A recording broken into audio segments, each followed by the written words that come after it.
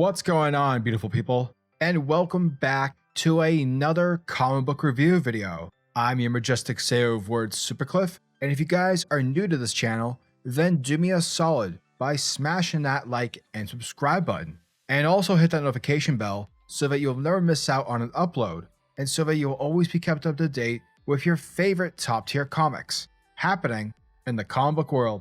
And today, folks, we are kicking off the first part to the new God of Hammer story arc with Thor, issue number 19, written by Donny Cates with the art by Nic Klein. And guys, if you haven't been keeping up with this comic book series, then definitely check out the playlist within this video's description. It will help catch everyone up on what's been happening. Now check it, folks. Mjolnir has gone missing, and nobody, not even the powerful eyes of Lady Sif, can locate it. And after tasking Throg to create a task force to track down the mighty hammer, what does that leave Thor to do? Sit around and wait and play Xbox? Hells no. Thus, Thor must turn to the last person he wants help from, Odin, because until his hammer is found, nobody in the realms is safe. Thus, without further ado, let's get this show on the road. Alrighty, folks, so our story picks up with some narration stating that there was once a time when there used to be titans, and that these titans, their rage was unmatchable, for they fought and clashed, hitting each other with whole planets, breaking them apart into millions of pieces, which in turn brought annihilation to other planets. But eventually, the cosmic wheel turned, as it always has, ever churning and ever grinding against the mill of eternity. Thus, the seeds of titanic rage were planted a billion years ago, and began to blossom ever so slightly. Ages ago, an unimaginable power cosmic storm called a god tempest approached Asgard. Odin, the chief of the Norse gods, battled the storm for many days when it threatened Asgard. Once the storm was weakened enough, Odin defeated the god tempest by trapping it into a chunk of Uro that had been given to him by the dwarves of Nvaldir. From the Uro, Odin ordered the dwarves to forge Mjolnir.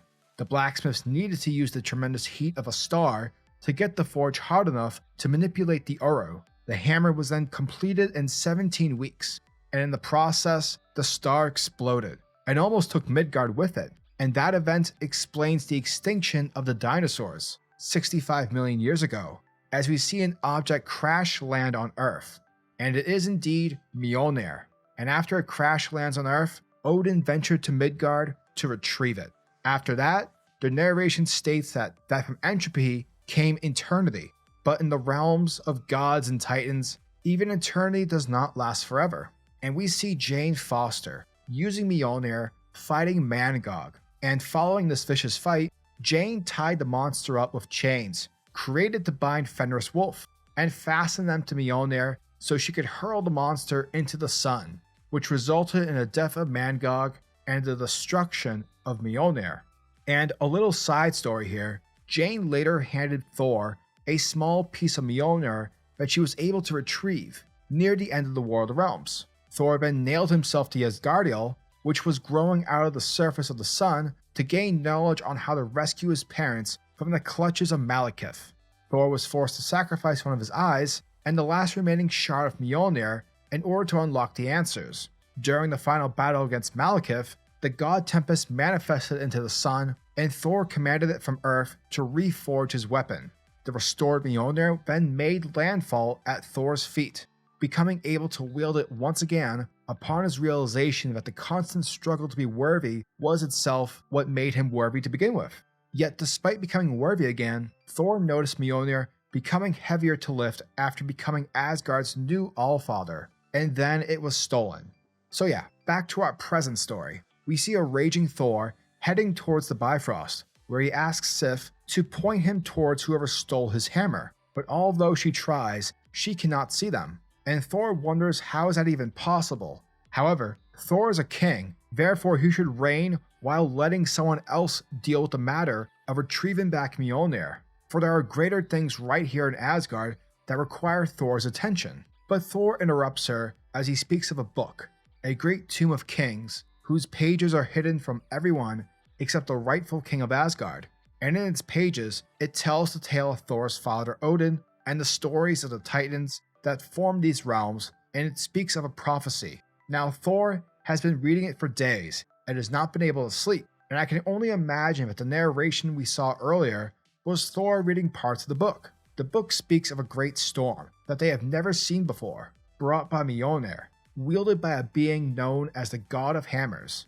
The book also states that this being will kill the Golden King of Asgard, and his soul will forever be trapped in fire.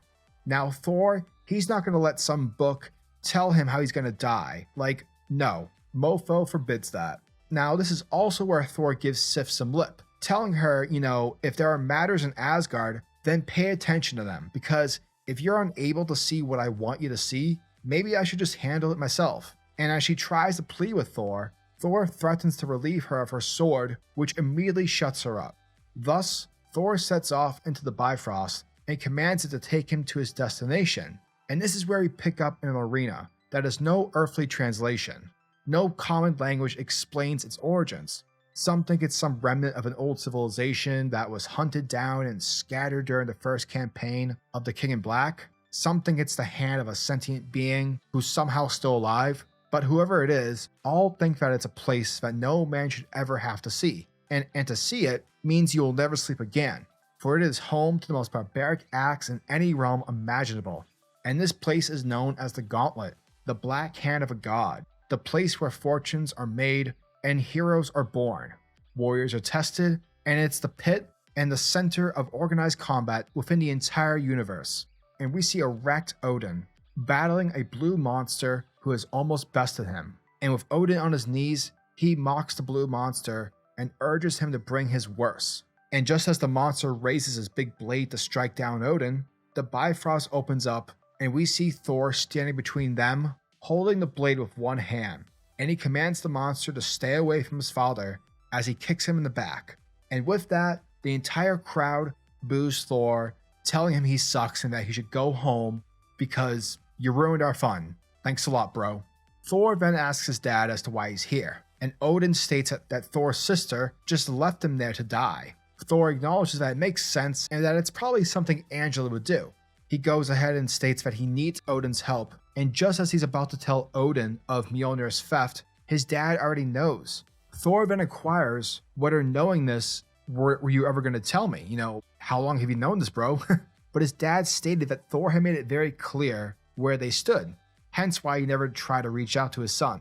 And with that, Odin takes Thor to the realm of the dwarves. Now Thor doesn't know why Odin brought him here, because he does not need a new weapon. Rather, he wants Mjolnir found before it falls into the wrong hands. Odin then states that the dwarves can track their creation, as each weapon they make is imbued with a piece of their soul. But walking towards the forge, they see that the protector of the forge, the ravens, they're all dead. We then see Odin, who's in complete shock, and they see that the dwarves have all been slaughtered, and the forge has been destroyed. Odin then tells Thor that he should be able to see it. Basically, whoever killed these dwarves wielded Mjolnir. And that, folks, was Thor, issue number 19. Now, after the last issue of Thor, where we saw the reformation of the Pet Avengers, Donny Cates jumps his fans right back into a more serious tone with vigor and vengeance. Readers learn a quick, mild history of Mjolnir and get a taste/name of its future wielder.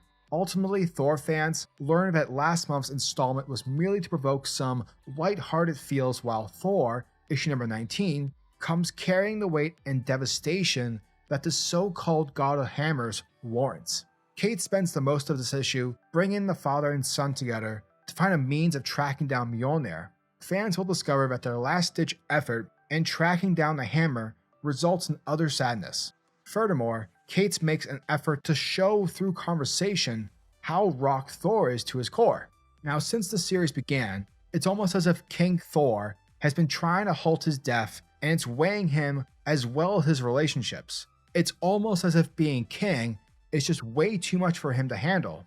Now, the story is great. The read was super quick and it loads of fun, plus the change in temperament, as well as the stress for one of the strongest heroes in the Marvel universe, is the perfect angle to walk this narrative through. However, the overall premise is a bit silly, and here's why. Kate is talking about the God of Hammers, the wielder of hammers who will bring down Thor, but Thor's already seen it. way back at the end of issue number 6, and that someone being Thanos. So I'm kind of confused as to why we're searching for this mysterious person, whereas we should be looking for Thanos. And if we get some curveball implying that it's someone else, what was that vision for to begin with? Like, what was its point? Now, when it comes to the book's art, Nic Klein knows exactly how and when to drop a full page spread. And my goodness, the detail and vibrant colors by Matt Wilson make this issue pop.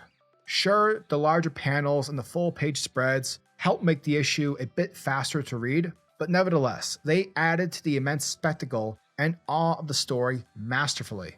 Klein's menacing Mangog hovering over Jane Foster, or the epic awe of Thor's current hammer as he sunders across each page, provides the extra layer of power and emphasis to the story. Essentially what I'm trying to say is that this issue is super sexy. So yeah, Thor issue number 19 is certainly interesting.